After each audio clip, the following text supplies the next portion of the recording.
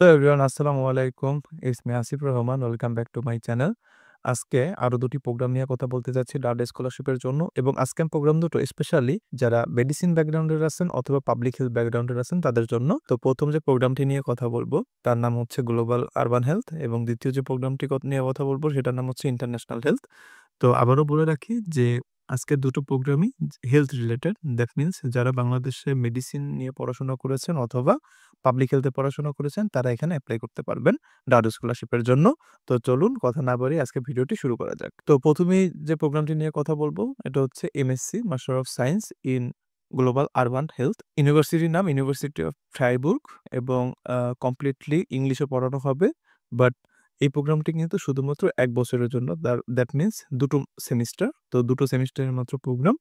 তো আপনারা যদি ডাটা স্কলারশিপ অ্যাওয়ার্ডেড হন তাহলে ১ বছরের জন্য ডাটা স্কলারশিপ পাবেন এবং এই পুরা মাস্টার্স প্রোগ্রামটা শুধুমাত্র ১ বছরের জন্য। তো অ্যাপ্লিকেশন ডেডলাইন হচ্ছে ১৫ই অক্টোবর ২০২৫ এই সামনের বছরের জন্য মানে ২০২৬ এ যারা এপ্লাই করবেন তাদের জন্য। আর ক্লাস শুরু হবে অক্টোবর ২০২৬ এ। তো এবার এই প্রোগ্রামের যে ফোকাস সেটা নিয়ে একটু কথা বলা যাক। This program prepares professionals to tackle health challenges in rapidly urbanizing regions, especially in low and middle income countries. আর কি টপিক এই প্রোগ্রামে কভার করবে? Urban health and social determinants, environmental and occupational health, health system and policy, infectious and non-communicable diseases, public health research methods, monitoring and evaluation এবং master থিসিসও আছে এই ১ বছরের মধ্যেই। কারা এখানে এপ্লাই করতে পারবে? যাদের ব্যাচেলর ডিগ্রি আছে মেডিসিনের উপরে।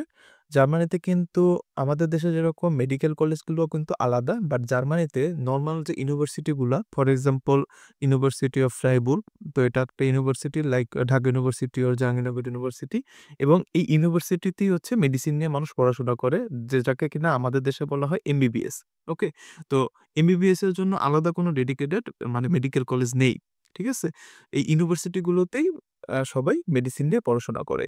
তো যারা বাংলাদেশে মেডিসিন নিয়ে পড়াশোনা করেছেন বা যারা মেডিকেলে পড়াশোনা করেছেন অথবা যারা পাবলিক হেলথ নিয়ে পড়াশোনা করেছেন এবং পাশাপাশি এই প্রোগ্রামে যেটা দেখলাম যে যারা সোশ্যাল সায়েন্স নিয়ে পড়াশোনা করেছে তারাও এপ্লাই করতে পারবে। আমার সন্দেহ আছে যে সোশ্যাল সায়েন্সটা এটার সাথে কিভাবে রিলেটেবল হয়। যাই হোক, তো এই ৩ টা প্রোগ্রামের যারা ব্যাচেলর কমপ্লিট করেছেন তারা এখানে এপ্লাই করতে পারবে। প্লাস ২ বছরের জব এক্সপেরিয়েন্স লাগবে সাবজেক্ট রিলেটেড। আইএলটিএস এর স্কোর লাগবে ৬ ৬ হলেই আপনারা এখানে এপ্লাই করতে পারবেন ইনশাআল্লাহ। এরপর চলুন দেখে নেওয়া যাক যে কি ডকুমেন্টস লাগবে। ফার্স্ট অফ অল ডাটার যে অ্যাপ্লিকেশন ফর্ম, গ্রিন ফর্ম বলে থাকি আমরা, সেটা লাগবে। এরপর মোটিভেশন লেটার লাগবে। তো মোটিভেশন লেটারটা অবশ্যই আপনারা একটু সুন্দর করে লিখবেন যাতে ডাটা স্কলারশিপ আপনাদের পেতে সুবিধা হয়। কারণ মোটিভেশন লেটারটা কিন্তু খুবই ইম্পোর্টেন্ট। আর যারা ডাটা স্কলারশিপের জন্য এপ্লাই করবেন, আপনারা যদি ১ এর অধিক প্রোগ্রাম এপ্লাই করেন তাহলে কিন্তু একটা মোটিভেশন লেটারের ভিতরেই সবগুলো প্রোগ্রামের কথা উল্লেখ করতে হবে। এর উপর সিভি সাবমিট করতে হবে। সিভিটা অবশ্যই আপনার সাইন থাকতে হবে, অ্যাকনোলেজ থাকতে হবে আপনার। না ডিক্লারেশন সরি অ্যাকনোলেজ না ডিক্লারেশন থাকতে হবে সিভিল শেষে।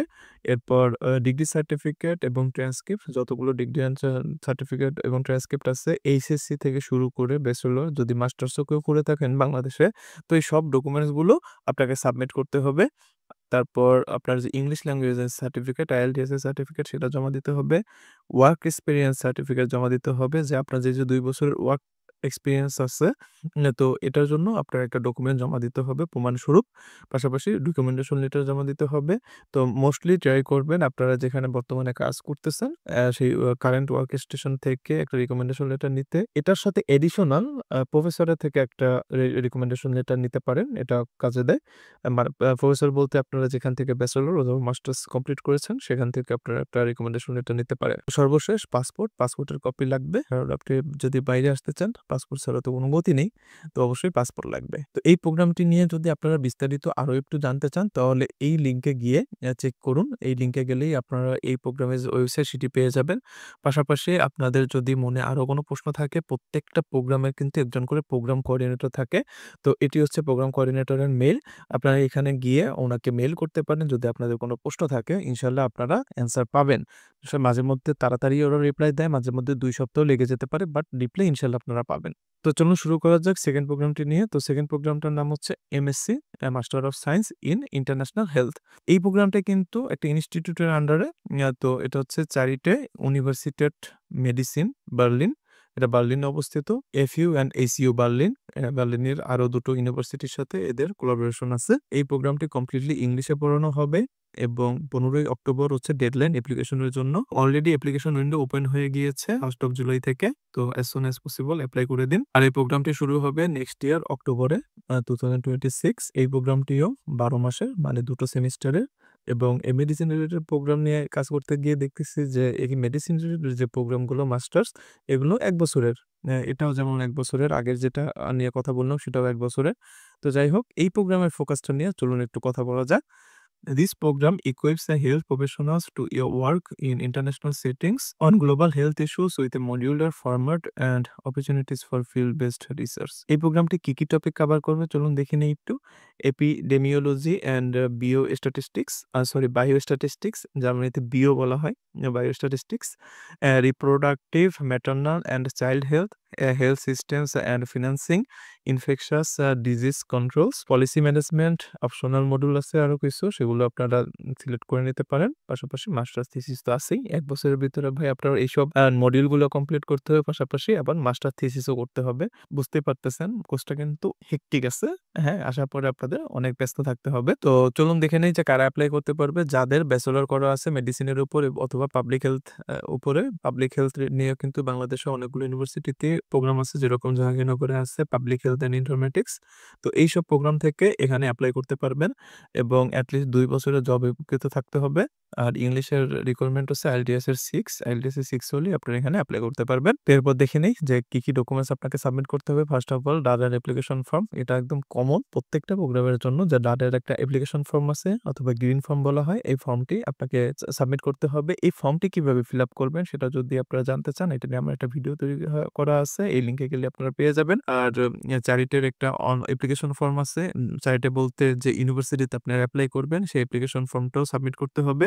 পাশাপাশি লাগবে মোটিভেশন লেটার, তারপর ইউরোপাস ফরম্যাটের সিভি, সেটা অবশ্যই সাইন থাকতে হবে আপনার। পাশাপাশি লাগবে ওয়ার্ক এক্সপেরিয়েন্সের সার্টিফিকেট, আপনার যত একাডেমিক সার্টিফিকেট এবং ট্রান্সক্রিপ্ট আছে সেগুলো জমা দিতে হবে। এইচএসসি থেকে শুরু করে ব্যাচেলর, মাস্টার্স যা আছে সব। যদি মাস্টার্স না থাকে তাতেও সমস্যা নাই। এরপর ২ টো রিকমেন্ডেশন লেটার, একটি তৈরি করুন আপনার কারেন্ট ওয়ার্ক স্টেশন থেকে, আপনি যেখানে এখন কাজ করতেছেন, কারেন্ট এমপ্লয়ি, সেখান থেকে একটা জব রিকমেন্ডেশন লেটার নিন। আর পাশাপাশি আরেকটা রিকমেন্ডেশন লেটার নিন আপনাদের প্রফেসরের থেকে। আর আপনার যে ২ বছরের জব এক্সপেরিয়েন্স আছে সেই জব এক্সপেরিয়েন্সেরও কিন্তু একটা সার্টিফিকেট জমা দিতে হবে। পাশাপাশি লাগবে পাসপোর্টের কপি। তো আপনাদের যদি আরো কোনো জানার থাকে তাহলে আমি আপনাদেরকে সবসময় বলি যে আপনারা নিজেরা একটু যাচাই-বাছাই করুন। আমি তো জাস্ট আপনাদেরকে একটু জানানোর চেষ্টা করি। বলতে পারেন আমি একটা মাধ্যম। বাট আপনাকে আরো বেশি পড়াশোনা করতে হবে এটা নিয়ে। পড়াশোনা বলতে আপনি কোন প্রোগ্রামে এপ্লাই করবেন সেটা নিয়ে একটু আপনাকে রিসার্চ করতে হবে। যেমন এই প্রোগ্রামটি নিয়ে আলোচনা করলাম। এখন আপনাকে কি করতে হবে? এই প্রোগ্রামের যে ওয়েবসাইট, সেই ওয়েবসাইটে গিয়ে আপনাকে একটু দেখতে হবে যে এই প্রোগ্রামটা সম্পর্কে আরো আপনাকে জানতে হবে। আপনার নলেজটা ক্লিয়ার করতে হবে। ওকে? আপনার যদি কোনো ডাউট থাকে আপনি ওই প্রোগ্রামের যে ওয়েবসাইটগুলো ভিজিট করবেন। এই লিঙ্কে গেলেই আপনারা এই প্রোগ্রামের ওয়েবসাইট পেয়ে যাবেন। পাশাপাশি যদি আপনার আরো কোনো প্রশ্ন থাকে তো আমাকে কমেন্টেও জানাতে পারেন। এবং এই প্রত্যেকটা প্রোগ্রামের কিন্তু প্রোগ্রাম কোঅর্ডিনেটর থাকে। সেই প্রোগ্রাম কোঅর্ডিনেটরকেও আপনারা মেইল করতে পারেন। এটা হচ্ছে এই প্রোগ্রামের প্রোগ্রাম কোঅর্ডিনেটরের মেইল অ্যাড্রেস। তো ওনাকে ইমেইল করলে ইনশাআল্লাহ আপনারা রিপ্লাই পাবেন। মাঝেমধ্যে তাড়াতাড়িও পেয়ে যেতে পারেন, আবার মাঝে দেরিও হতে পারে। তো এই ছিল আজকের দুটো প্রোগ্রামই হেলথ রিলেটেড। যারা কিনা মেডিসিন বা পাবলিক হেলথের সাথে রিলেটেড বাংলাদেশে, তারা চাইলেই এই প্রোগ্রাম দুটোতে ডাটা স্কলারশিপের জন্য এপ্লাই করতে পারবেন। তো আজকের ভিডিও এই পর্যন্তই। আশা করি আমার এই ভিডিওটি আপনারা যারা এই ব্যাকগ্রাউন্ডের আছেন তাদের উপকারে আসবে। তো এই ব্যাকগ্রাউন্ডের স্টুডেন্টদের জন্য আরো কিছু প্রোগ্রাম আছে ডাটা স্কলারশিপের জন্য। সামনে এগুলো নিয়েও আমি বিস্তারিত ইনশাআল্লাহ আলোচনা করব এবং এই যে ডাটা স্কলারশিপের যে আমি সিরিজটা তৈরি করতেছি, এই সিরিজ নিয়ে সকল আপডেট পেতে চাইলে আমার চ্যানেলটি প্লিজ সাবস্ক্রাইব করবেন, লাইক, কমেন্ট, শেয়ার করবেন। তো আজকের মতো বিদায় নিচ্ছি। ভালো থাকুন, সুস্থ থাকুন। আল্লাহ হাফেজ।